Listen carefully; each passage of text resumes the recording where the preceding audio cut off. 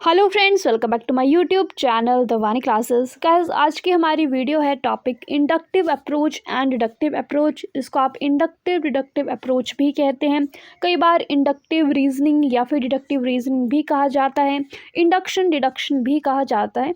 और ये important topic है आपके एग्जाम्स के लिए या फिर आपके टीचिंग के एग्जाम्स हों, टेस्ट हों, यानी कि जैसे आपके टेट्स हो गए, सी टेट हो गया, HP टेट हो गया, या फिर आपके BEd के भी एग्जाम है, तो उसके लिए ये टॉपिक आपका इंपॉर्टेंट है।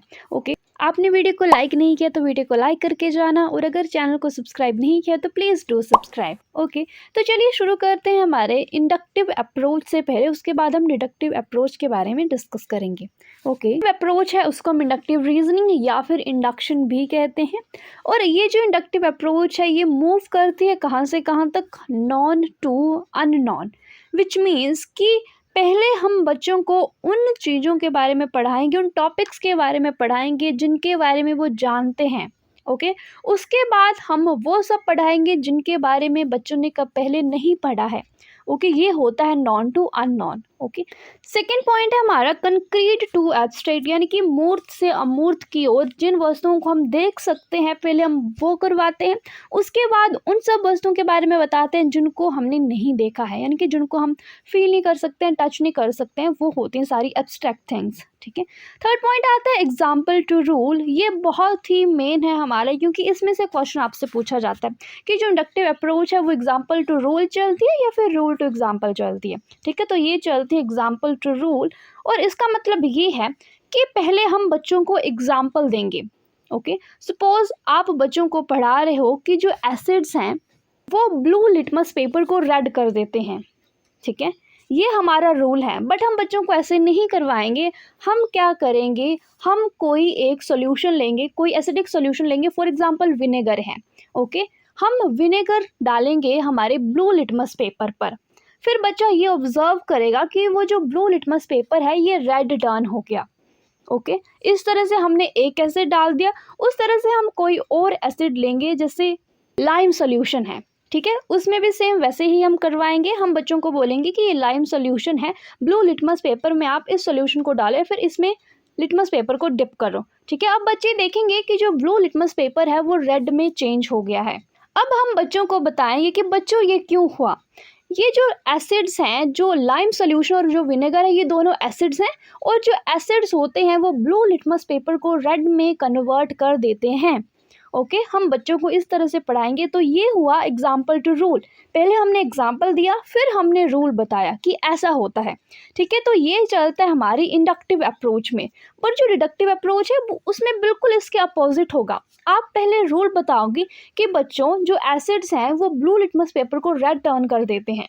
पहले आपने रूल बता दिया, उसके बाद आप एग्जाम्पल दोगे, जैसे हमने अभी एक्सपेरिमेंट परफॉर्म करवाया बच्चों से कि हम कोई भी सोल्यूशन है, एसिडिक सोल्यूशन है, उसमें ब्लू लिटमस पेपर डिप कर देंगे तो वो रेड हो जाएगा, तो ये क्या है, एसिड्स हैं। ठीक है, तो इस तरह से हम बच्चों को करवाते हैं इन दोनों अप्रोचेस में। डन। नेक्स्ट पॉइंट है हमारा स्पेसिफिक टू जर्नल। पहले हम बच्चों को स्पेसिफिक थिंग्स के बारे में बताते हैं, उसके बाद जर्नल थिंग्स के बारे में बताते हैं, जो थिंग्स स्पेशल हैं। जैसे एग्जाम्पल जो है हमारे वो स्पेशल होते हैं, तो पहले हम वो बताते हैं, उसके बाद हम जर्नल पे जाते हैं। जैसे रूल्स होते हैं वो जर्नल होते हैं। ओके, देन आता है हमारा bottom to up. Bottom to up approach भी हम इसे कहते हैं, बॉटम टू अप चलता है, पहले हम लोअर थिंग्स बताएंगे फिर हम ऊपर ऊपर करके जाएंगे। नेक्स्ट पॉइंट है हमारा inductive approach aims at developing a theory. जो इंडक्टिव अप्रोच है वो इस पे एम करते हैं कि हम कोई थ्योरी डेवलप करें, हम खुद से कुछ काम करें, ताकि जो एंड में हमारा रिजल्ट है वो आए। ओके, नेक्स्ट पॉइंट आता है प्रमोट्स डाइवर्जेंट थिंकिंग। जो इंडक्टिव अप्रोच है हमारी वो डाइवर्जेंट थिंकिंग में हेल्प करती है, ये प्रमोट करती है डाइवर्जेंट थिंकिंग को। बहुत बार इसमें से भी क्वेश्चन आता है आपके HP टेट में या फिर C टेट में, कौन सी अप्रोच आपकी डाइवर्जेंट थिंकिंग को प्रमोट करती है, तो वो अप्रोच है हमारी इंडक्टिव अप्रोच। ओके, तो ये कैसे प्रमोट करती है, क्योंकि पहले जैसे आप एग्जांपल्स दिखाओगे बच्चों को, बच्चे सोचेंगे। ओके, बच्चे अलग अलग थिंग्स के बारे में सोचेंगे, तो इससे जो डाइवर्जेंट थिंकिंग है बच्चों की वो डेवलप होती है। Okay, done. नेक्स्ट पॉइंट आता है हमारा कि जो इंडक्टिव अप्रोच है सबसे पहले उसमें क्या होता है, उसमें ऑब्जर्वेशन करते हैं बच्चे। जैसे अभी मैंने आपको एक एग्जांपल दिया लिटमस पेपर वाला, तो बच्चे ऑब्जर्व करते हैं। हमने टेस्ट परफॉर्म करवाया, बच्चे ऑब्जर्व कर रहे हैं। ओके, हमने एक पैटर्न को फॉलो किया, देन हम थ्योरी पे पहुंचे, यानी कि हम पहुंचे अपने रूल पे। इस तरह से इंडक्टिव अप्रोच का प्रोसेस चलता है। ओके, आई होप आपको ये समझ आ गया होगा। अगर समझ आ गया तो please give a big thumbs up, give a like. Okay, अब हम बात करते हैं क्या मेरिट्स हैं इंडक्टिव अप्रोच के, क्या बेनिफिट्स आप इसको बोल सकते हो। ठीक है, सो फर्स्ट पॉइंट है हमारा learning by doing. Learning by doing होती है जैसे बच्चे खुद एक्सपेरिमेंट परफॉर्म करेंगे, खुद ऑब्जर्व करेंगे, फिर उनको याद रहेगा। ओके, नेक्स्ट पॉइंट आता है कि इट रिड्यूसेस रोट लर्निंग। रट्टाफिकेशन भी इससे कम होती है, बच्चे रट्टा नहीं लगाते हैं, रोट लर्निंग नहीं करते हैं। नेक्स्ट पॉइंट है स्टूडेंट्स रिमेन एक्टिव। जैसे आप बच्चों से एक्सपेरिमेंट्स परफॉर्म करवाओगे क्लासरूम में तो बच्चे एक्टिव रहते हैं। ठीक है, एक्टिविटी लर्निंग इससे इन्हांस होती है। Okay, next one is effective learning, effective teaching. Sorry, जो टीचिंग लर्निंग का प्रोसेस है वो भी इफेक्टिव बनता है, इससे बच्चे लंबे समय तक याद रख पाते हैं। नेक्स्ट है इजी टू अंडरस्टैंड। ठीक है, ये जो मेथड है ये इजी टू अंडरस्टैंड है। अगर आप इस वे से पढ़ाते हो, बच्चों को पहले एग्जाम्पल्स के थ्रू पढ़ाते हो, उसके बाद आप उनको रूल्स बताते हो, तो बच्चों के लिए भी ये समझने के लिए ईजी हो जाएगा। ठीक है, नेक्स्ट है साइकोलॉजिकल मेथड। ये जो मेथड है ये साइकोलॉजिकल वे से डिज़ाइन किया गया मेथड है। और ये सब पीछे जो हमने प्रिंसिपल पढ़े, जो नॉन टू अननोन है, कंक्रीट टू एब्स्ट्रैक्ट है, जो स्पेसिफिक टू जर्नल है, बॉटम टू अप है, ये सारे साइकोलॉजिकल प्रिंसिपल्स ही हैं। ओके, सो इसलिए ये साइकोलॉजिकल मेथड है। नेक्स्ट है कि परमानेंट नॉलेज। अगर आपने कभी भी कोई एक्सपेरिमेंट परफॉर्म किया होगा, उससे कोई भी रिजल्ट आया होगा तो वो आपको आज तक याद होगा। ठीक है, यानी कि उसका परमानेंट नॉलेज रहता है। Done. Next is mental development. बच्चों की जो कॉग्निटिव डेवलपमेंट है, जो मानसिक विकास है, वो भी इससे होता है। Okay, so these are some merits of inductive approach. अब बात करते हैं डीमेरिट्स क्या हैं इस मेथड के। First one is time consuming. अब टाइम कंज्यूमिंग तो होगा क्योंकि आप बच्चों से एक्सपेरिमेंट्स परफॉर्म करवाओगे, बच्चे ऑब्जर्व करेंगे, उसके बाद रूल आप बताओगे, तो टाइम कंज्यूमिंग तो मेथड ये है थोड़ा सा। ओके, नेक्स्ट आता है लेंथी मेथड। यस, लेंथी भी है ये क्योंकि टाइम लगेगा, लेंथी तो होगा। Next is boring sometime. कुछ बच्चे जो हैं वो इस मेथड के थ्रू पढ़ना उनको पसंद नहीं आता, तो इसके लिए उनके लिए ये सब बोरिंग हो जाता है, ज़्यादा टाइम लगता है, वो एक्सपेरिमेंट परफॉर्म नहीं करना चाहते हैं, वो चीटिंग करके आंसर लिख लेते हैं, तो उन बच्चों के लिए ये सब बोरिंग हो जाता है।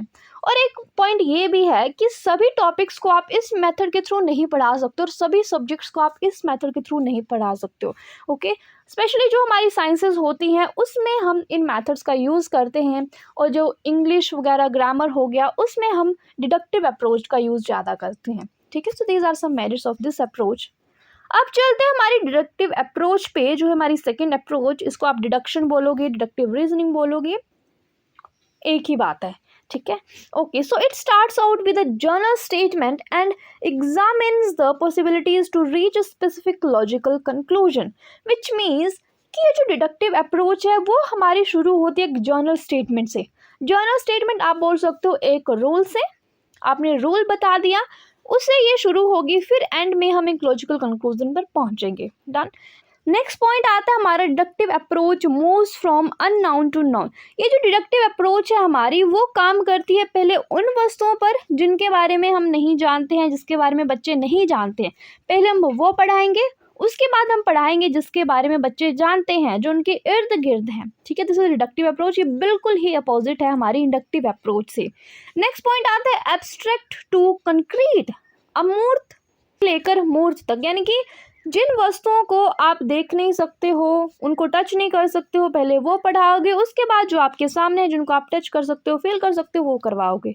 ओके, नेक्स्ट आता है हमारा rule to example. Main difference है हमारा कि ये जो डिडक्टिव अप्रोच है ये रूल टू एग्जाम्पल चलती है, इंडक्टिव अप्रोच चलती थी एग्जाम्पल टू रूल।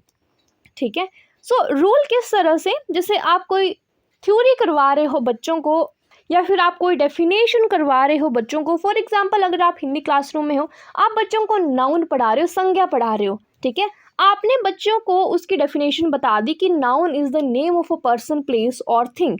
डन।